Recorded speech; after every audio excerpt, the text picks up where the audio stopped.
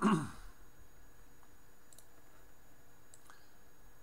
everybody, meteorologist Joe Cioffi here. It is 6 p.m. on Thursday, March 29th, 2018. Very interesting day as we struggle with a warm front that is trying to move up here into the northeast. But before we get to that, let me just give you an idea of what's going on.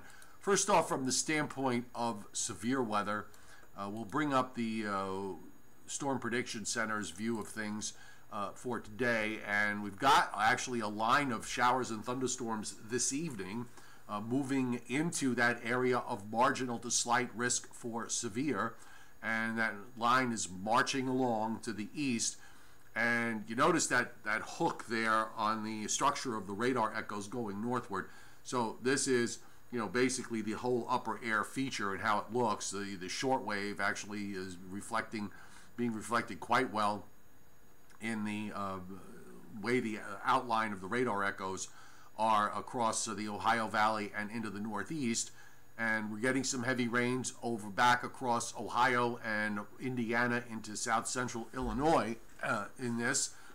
And we've also got some scattered lighter precip that is now moving into the northeast. But at least in my neck of the woods, it's been fairly quiet other than a little bit of light rain or drizzle that has been moving through. I want to show you the visible satellite loop because we've got, you know, a struggle going on as we do in the springtime with these warm fronts. And if you'll notice, if you go down not too far away south and west of New York City, it cleared out quite nicely late there during this afternoon, and we saw temperatures actually climb up into the lower 70s. That's the warm front, and it's really struggling to move further north at this point, kind of waiting for maybe another push. It might take that low center in the Ohio Valley to eventually, once it gets up into western Pennsylvania and western New York, it'll pull that warm air up further northeastward. But in the meantime, sitting in clouds, low clouds, some fog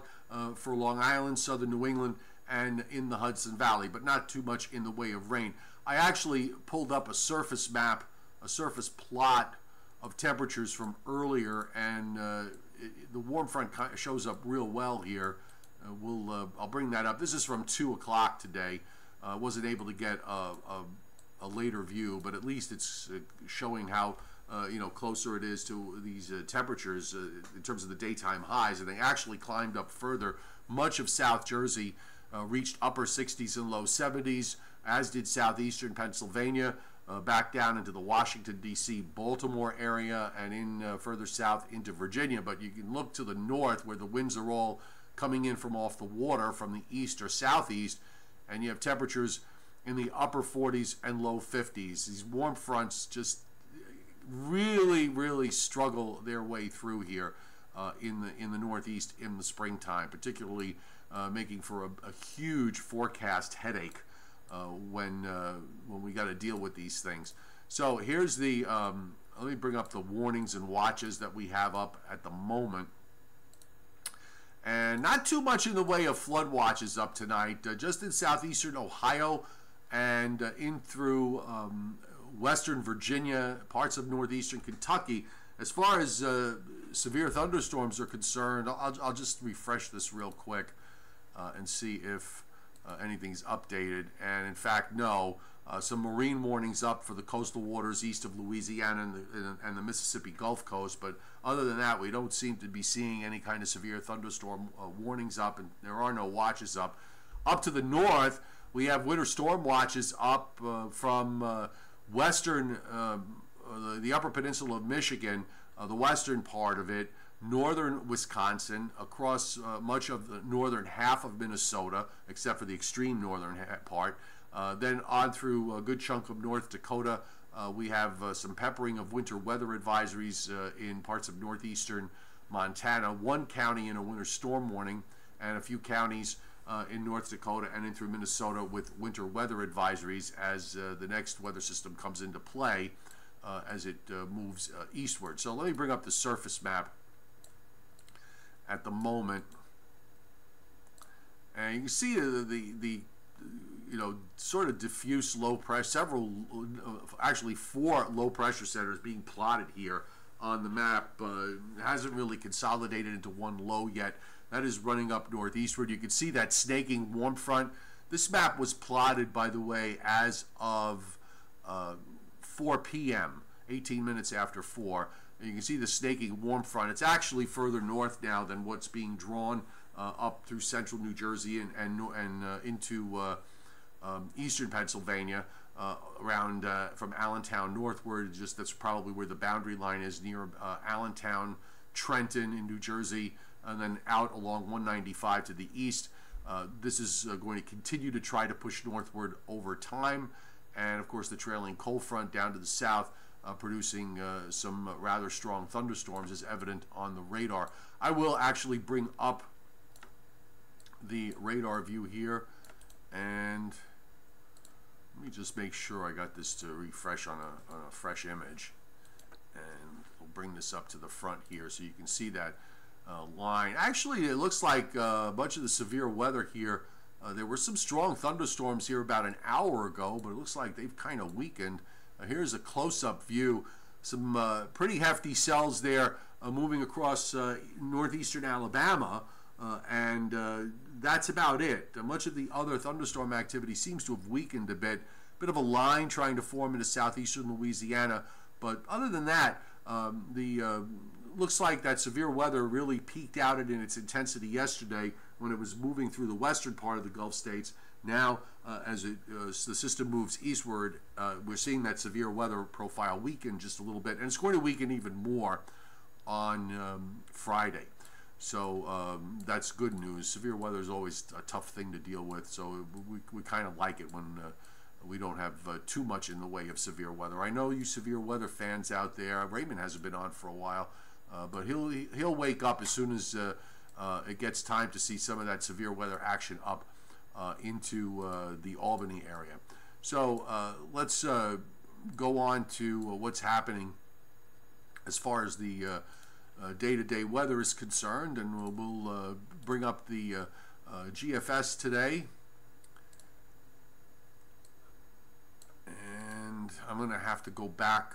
Well, we got enough of the new run, so we could take a look at that. So you can see here, it's not like we've got a wrapped-up storm that's running up to the northeast. Just got a series of waves that are running northeastward. And one wave is going to take over on Friday, move up into western Maine, trailing cold front to the south. You can see there's not a whole lot in terms of shower and thunderstorm activity running through the southeast and on up through the mid-Atlantic states. The GFS seems to have, at least the last couple of runs, was trying to hang this precip back a little bit. The new run is doing the same thing, kind of indicating that there might be a little bit of a wave that'll develop on the front Friday evening off the New Jersey coast, and that's why it sort of lingers precip there. None of the other models are not, overly enthusiastic about that idea. I'm not sure whether I buy into it, but it moves out to the northeast. We get a nice high that builds in for Saturday, but you see this next storm, and that is coming down into the northern Rockies and into the northern plains. That's pretty much reflects those winter storm watches we have. The west is very quiet at the moment. Now, that low is going to run eastward across the Great Lakes and move northeastward into southeastern Canada. So by the time it approaches the east coast, we are going to see that front weaken. So there might be a shower of rain or maybe even a snow shower in the cold spots early Easter Sunday morning, but then it's all gone, and much of Easter Sunday will probably have some sunshine and clouds and temperatures that will be in the 50s. Notice a little action going on through parts of central Missouri on southward, a little short wave there, and some energy coming into the Pacific Northwest on Easter Sunday. I'll back it up, and you can see it coming in into the northern Rockies Sunday night into Monday morning. That little activity that you see across the Tennessee Valley is pretty weak. We pointed out yesterday there wasn't really a whole lot of support with this. Tries to bring in a little bit of moisture, the northern fringe, into southern New Jersey Sunday night into Monday morning before it moves out. And then Monday looks okay. The next system starts coming eastward for the middle part of next week, and that's going to bring probably some actually, if you look on the GFS anyway, it's got some snow and rain on the doorstep here Tuesday morning. Bit of a warm front with a low going by to the west. So it would argue that maybe a little bit of frozen or freezing precip at the onset here early Tuesday before we go to mainly a rain event here, although it will be snow if this is correct with this low coming out of Kansas, that we'll see some snow through the Great Lakes and parts of northwestern Iowa, southwestern Minnesota, and into South Dakota. Why don't we just pull up the snowfall map, and we can take a look at what we're going to see in that winter storm watch area. And here we're talking about what looks like a narrow band of 4 to 6 inches that will occur across North Dakota into that whole stripe where we had that winter storm watch. Looks like some 4 to 6 inch snows.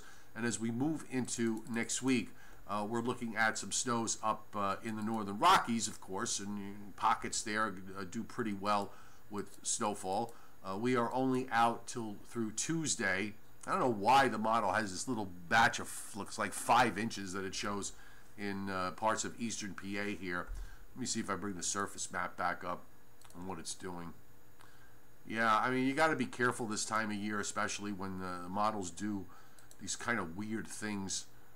I'll bring it close up to the east. There's another warm front here that's setting up for Tuesday as the low goes to Chicago. So this one is going to go by to our west. I'll back up one run because we have we don't have enough of the new one.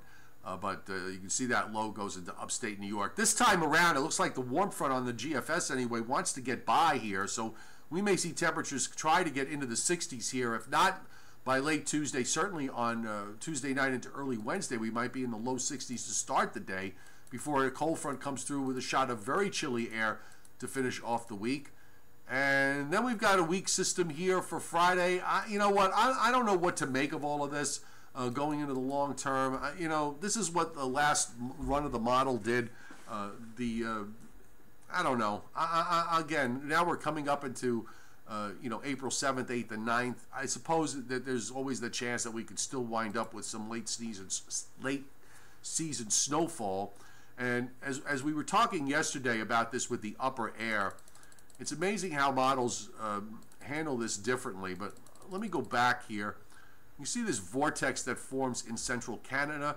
You've got kind of a blocky signature across the pole here it's not a true North Atlantic block really. It's more west base across the poles and into the Bering Sea and easternmost Siberia.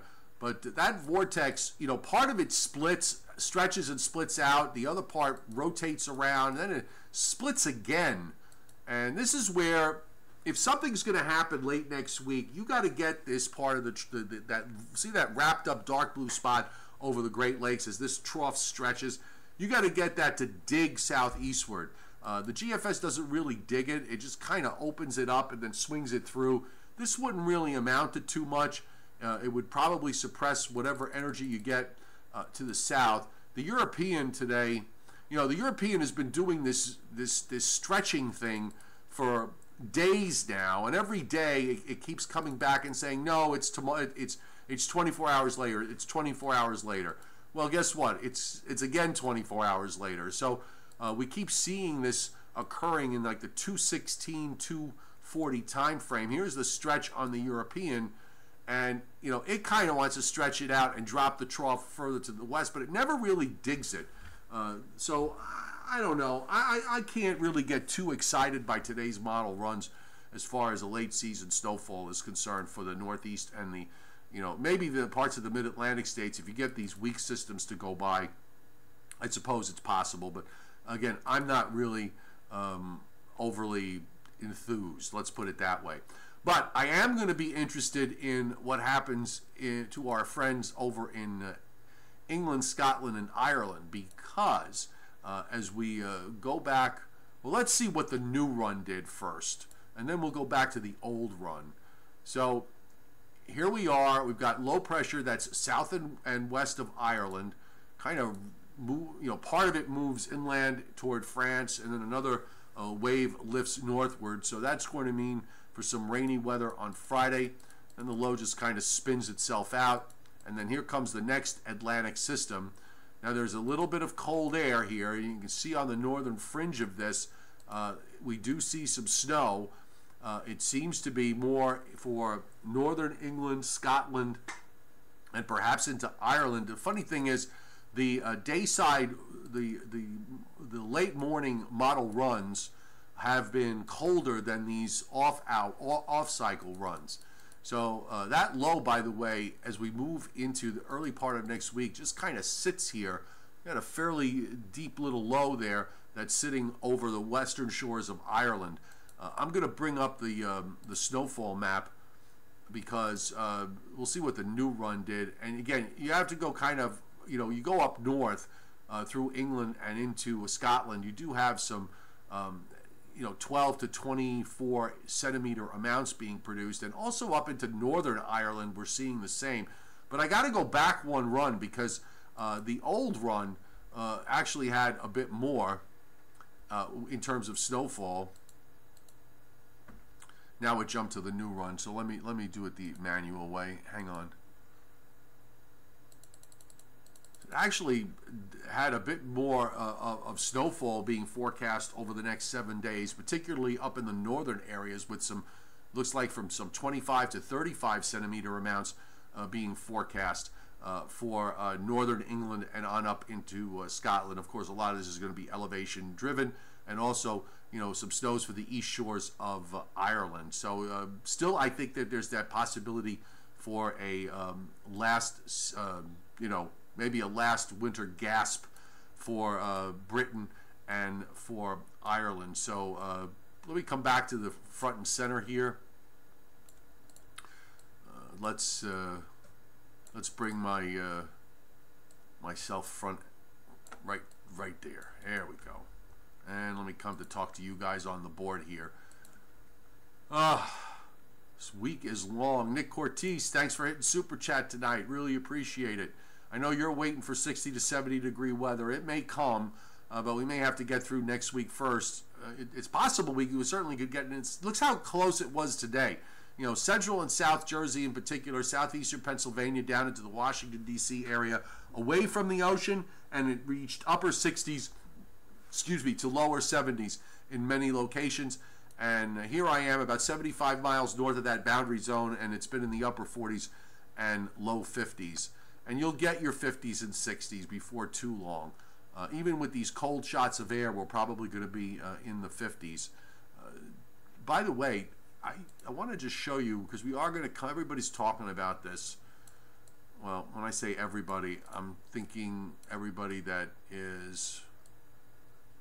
All right, looks like I lost it. Sorry about that, folks. We'll have to try that another time. I had some stuff with Joe Rayo last night, who is off the next couple of days, so I'm soloing it on the Joe and Joe show tonight on Facebook at 9:15. But we were talking about the snowstorm of 1982, the blizzard of 1982, which happened on April 6th.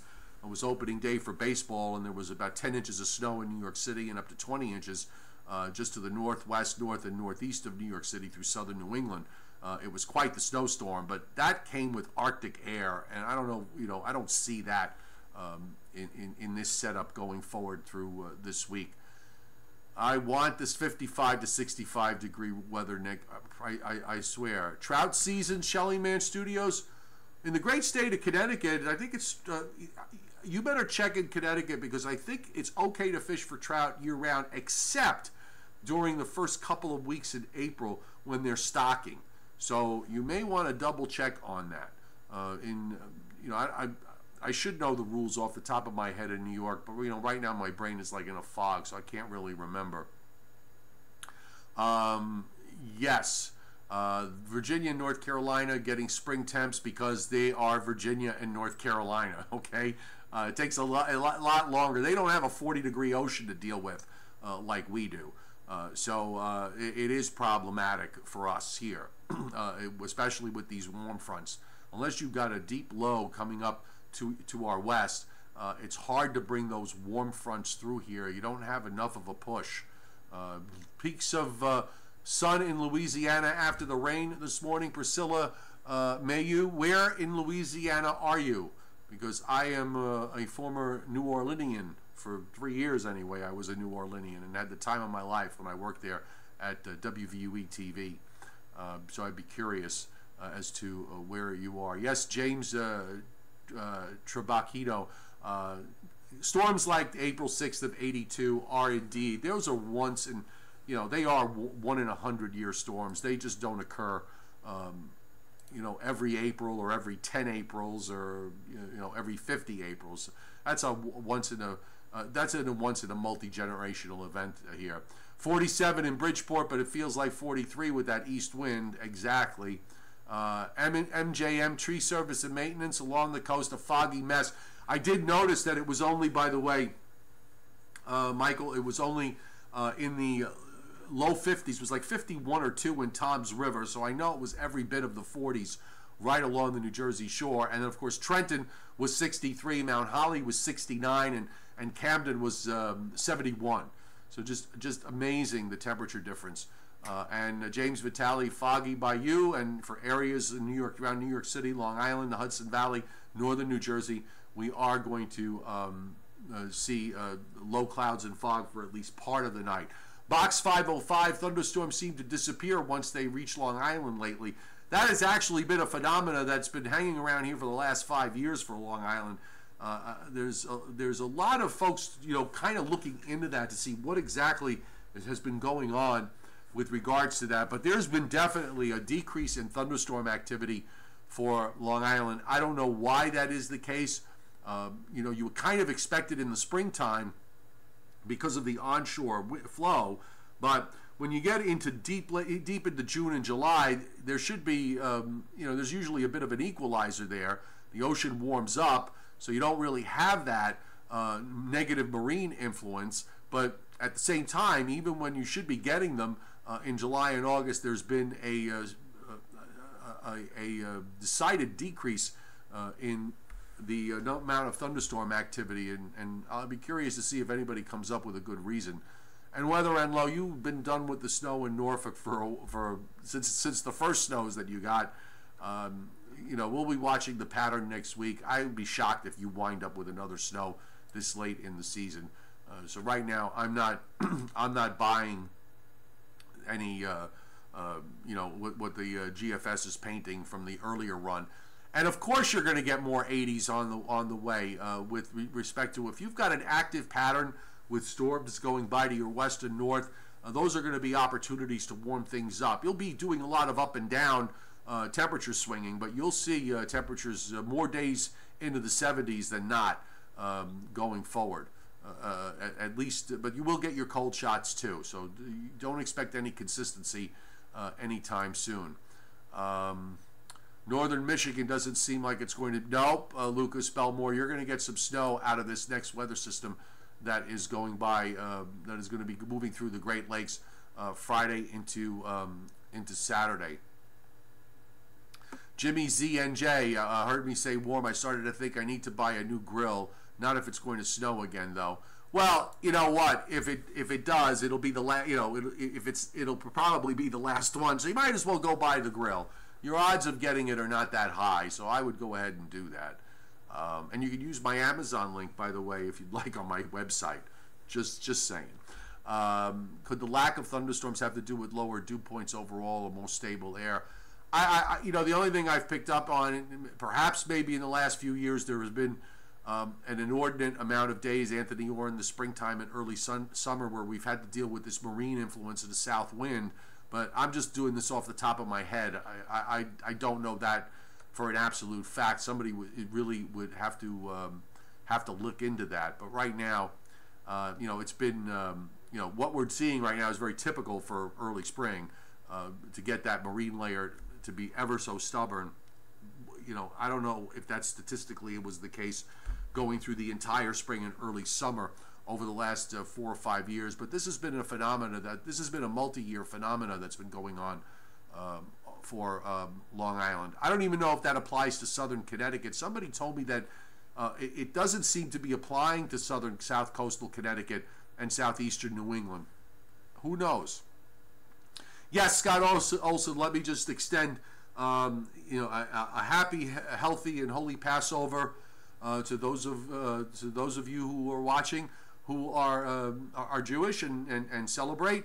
And of course, this weekend we have Easter Sunday, so a happy Easter to those of you who celebrate Easter. I celebrate Easter, and we have Good Friday and Holy Saturday, and into Easter Sunday. Easter Vigil Mass, by the way, has always been my favorite. And yes, Shellyman Studios, Angry Ben has been doing the creepy bunny route on nycweathernow.com. So those of you who haven't seen his posts this week, they've been highlighted by creepy bunny pictures. And he says he has saved the creepiest bunny pictures for the next couple of days. So I have no idea what he's going to be putting up, but we'll see. Opelousas, nice. Very nice, Priscilla. I have not been to Opelousas, but I understand it is quite nice in that area, and maybe one of these years I'll get back down to Louisiana to see that. Let's see. May I ask, Anthony Orr wants to know what's on the Cioffi Easter dinner menu. In my family, the tradition is either to have roast lamb or goat, and I think we're doing both, depending on which side of the family we're talking about. But yeah, I think it's a lamb-goat thing, along with, of course, lasagna or pasta and everything else. James Vitale, you want me to record myself doing the forecast in front of the green screen?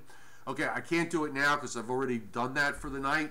For the evening anyway, but I'll tell you what, tomorrow, let's see if I can do this. We might be able to do it tomorrow. I can't promise you. It's a timing issue in terms of getting stuff done. So if I have to get stuff done early, I won't be able to do it for the YouTube cast. Maybe when Joe Rayo gets back, we can try it again. Perhaps the schedule will work out a little bit better. Okay, so let's wrap it up here, folks. I'm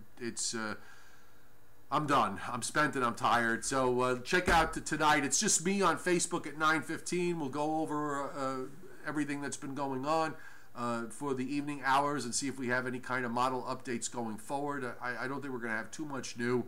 Weather starts to calm down now when we don't have winter storms to talk about, and we're still a long ways away from the start of hurricane season. So we're just going to have to amuse ourselves with what we have weather-wise in front of us, the last gasps of winter, and on both here in the U.S. and in Britain and in Ireland. You can check out the latest website posts on meteorologistjoecioffi.com, and Angry Ben's got New York City covered on nycweathernow.com. So everybody have a great evening. We will see you tomorrow.